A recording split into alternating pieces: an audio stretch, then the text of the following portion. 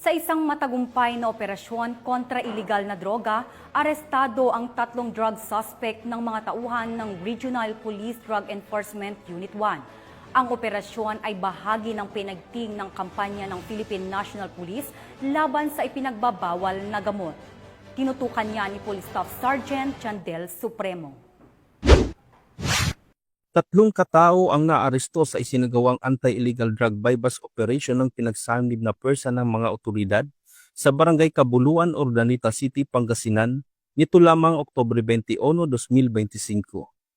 Ang operasyon ay pinangunahan ng Regional Police Drug Enforcement Unit 1 sa pakikipag-ugnayan sa PDEA Regional Office 1, katuwang ang RID Pro 1, PDEA Pangasinan, PDEGSOU 1, PIU at PDU ng Pangasinan PPO, at Urdaneta City Police Station.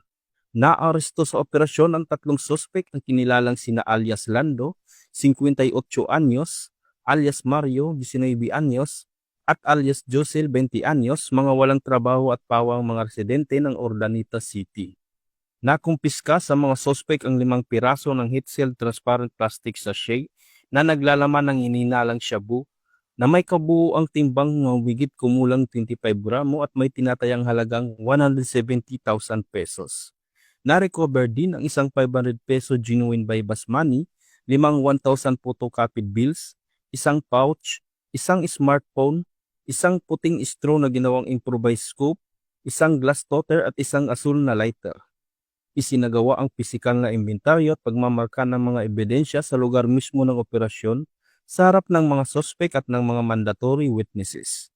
Dinala sa Urdaneta City District Hospital ang mga sospek para sa kanilang medico-legal examination at pagkatapos ay sa PNP Forensic Unit para sa drug testing at laboratory examination.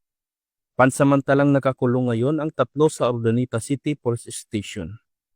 Kasulukuyang inihanda ang mga kaso laban sa mga sospek sa paglabag sa Section 5, 11 at 12 ng Article 2 ng Republic Act 9165 o Comprehensive Dangerous Drugs Act of 2002.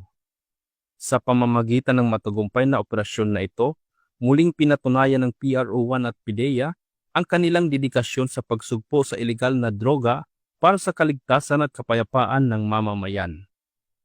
Mula dito sa Ilocos Region, ako ang inyong PNN correspondent, Police Staff Sergeant Jandel Supremo, alagad ng batas, tagataguyod ng Balitang Pulis.